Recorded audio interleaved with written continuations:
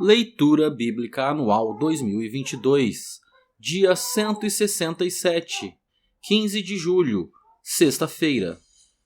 Primeiro livro de Samuel, capítulo 25. Samuel morreu, e todos os filhos de Israel se juntaram e o prantearam, e o sepultaram na sua casa em Ramá. Davi se levantou e foi ao deserto de Parã. Havia um homem em Maom que tinha as suas propriedades no Carmelo. Era um homem muito rico, tinha 3.000 ovelhas e 1.000 cabras. E ele estava tosqueando as suas ovelhas no Carmelo. O nome desse homem era Nabal, e a mulher dele se chamava Abigail. Ela era inteligente e bonita, porém Nabal era grosseiro e mau em tudo o que fazia. Era descendente de Calebe. Quando Davi, no deserto, ouviu dizer que Nabal tosqueava as suas ovelhas, enviou 10 rapazes e lhes disse: "Vão ao Carmelo falar com Nabal e perguntem-lhe em meu nome como está. Digam àquele afortunado: paz para você, paz para a sua casa e paz para tudo que é seu. Soube que você está fazendo a tosquia das suas ovelhas. Os seus pastores estiveram conosco e nós não os maltratamos e nada lhes faltou durante todo o tempo em que estiveram no Carmelo. Pergunte aos seus moços e eles lhe dirão.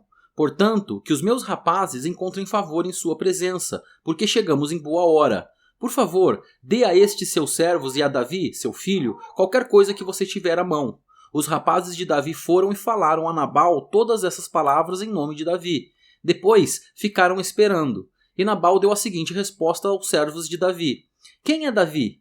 E quem é o filho de Jessé? Muitos são, hoje em dia, os servos que fogem do seu senhor.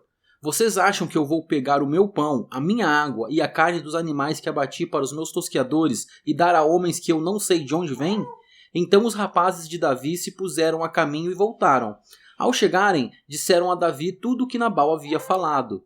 Então Davi disse aos seus homens que cada um cinja a sua espada, e cada um cingiu a sua espada, e também Davi cingiu a sua. Cerca de 400 homens seguiram Davi, enquanto 200 ficaram com a bagagem. Nesse meio tempo, um dos moços de Nabal foi falar com Abigail, a mulher de Nabal, dizendo: "Davi enviou do deserto mensageiros para saudar o nosso senhor, mas ele os pôs a correr. No entanto, aqueles homens nos têm sido muito bons e nunca fomos maltratados por eles e de nenhuma coisa sentimos falta em todos os dias de nosso trato com eles, quando estávamos no campo. Eles eram como um muro ao nosso redor, tanto de dia como de noite, todos os dias que estivemos com eles apacentando as ovelhas. E agora, pense bem e veja o que pode fazer, porque o mal já está determinado contra o nosso Senhor e contra toda a sua casa. Ele é homem maligno, e não há quem consiga falar com ele." Então Abigail pegou, a toda pressa, 200 pães, 2 odres de vinho, 5 ovelhas preparadas, 5 medidas de trigo tostado, 100 cachos de passas e 200 pastas de figo, e pôs tudo sobre jumentos. Então disse aos seus servos: "Vão na minha frente, que eu vou logo atrás." Porém, ela não contou nada a seu marido Nabal. Enquanto ela, cavalgando um jumento, descia, encoberta pelo monte, Davi e seus homens também desciam, e ela se encontrou com eles. Ora, Davi tinha dito: "Com certeza, de nada adiantou ter protegido tudo que esse homem possui no deserto, e de nada sentiu falta de tudo o que lhe pertence. Ele me pagou o bem com o mal. Que Deus me castigue, se, até o amanhecer, eu não matar todos os do sexo masculino que estão com ele." Quando Abigail viu Davi, desceu depressa do jumento e prostrou-se sobre o rosto diante de Davi, inclinando-se até o chão. Lançou os seus pés de Davi e disse: "Meu senhor, que a culpa recaia sobre mim. Permita que esta sua serva fale e escute as palavras da sua serva. Que o meu senhor não se importe com aquele homem maligno, a saber, com Nabal, porque ele é o que significa o seu nome. Nabal é o seu nome, e a tolice o acompanha. Eu, porém, esta sua serva, não vi os rapazes que o meu senhor mandou. Agora, meu senhor, tão certo como vive o Senhor Deus e tão certo como vive a sua alma, foi o Senhor Deus quem o impediu de derramar sangue e de fazer justiça com as próprias mãos. Que os seus inimigos e os que procuram fazer mal ao meu senhor sejam como Nabal. Este é o presente que esta sua serva trouxe ao meu senhor. Que ele seja dado aos rapazes que seguem o meu senhor. Perdoe a transgressão desta sua serva." Pois o Senhor certamente firmará a casa de meu Senhor, porque ele está travando as batalhas do Senhor Deus. E que não se ache mal em meu Senhor durante toda a sua vida. E, se algum homem se levantar para o perseguir e tirar-lhe a vida de meu Senhor será atada no feixe dos que vivem com o Senhor, seu Deus. Porém, a vida de seus inimigos, este a lançará fora como se a atirasse da cavidade de uma funda. E, quando o Senhor Deus tiver feito a meu Senhor todo o bem que falou a seu respeito e o tiver colocado como príncipe sobre Israel, então meu Senhor não terá motivo de pesar ou de remorso por ter derramado sangue inocente e por ter se vingado com as próprias mãos. E, quando o Senhor Deus tiver feito bem a meu Senhor, então lembre-se desta sua serva. Então Davi disse a Abigail: Bendito o Senhor, Deus de Israel, que hoje mandou você ao meu encontro. Bendita seja a sua prudência, e bendita seja você mesma, que hoje me impediu de derramar sangue e de me vingar com as minhas próprias mãos. Porque, tão certo como vive o Senhor, Deus de Israel, que me impediu de fazer mal a você, se você não tivesse se apressado e não tivesse vindo ao meu encontro, não teria ficado a Nabal até o amanhecer, nenhum sequer do sexo masculino. Então Davi recebeu da mão de Abigail o que esta lhe havia trazido e lhe disse: Volte em paz para sua casa. Como você pode ver, dei ouvidos ao que você me falou e atendi o seu pedido. Abigail voltou para junto de Nabal. Eis que ele fazia em casa um banquete como banquete de rei. O seu coração estava alegre e ele bastante embriagado. Por isso, ela não lhe contou absolutamente nada até o amanhecer. Pela manhã, quando Nabal já estava livre do vinho, sua mulher lhe contou tudo. Então o coração dele amorteceu dentro do peito e ele ficou como uma pedra. Passados uns 10 dias, o Senhor feriu Nabal e ele morreu. Quando Davi soube que Nabal havia morrido, disse: Bendito seja o Senhor, que pleiteou a causa da afronta que recebi de Nabal e livrou este seu servo de fazer o mal. O Senhor fez com que a maldade de Nabal caísse sobre a própria cabeça dele. Então Davi mandou um recado a Abigail, dizendo que desejava tomá-la por mulher. Os servos de Davi foram até Abigail, no Carmelo, e lhe disseram: Davi nos mandou buscá-la para que a senhora seja sua mulher. Então ela se levantou, se inclinou com o rosto em terra e disse: Eis que esta sua serva servirá de criada para lavar os pés dos criados de meu senhor.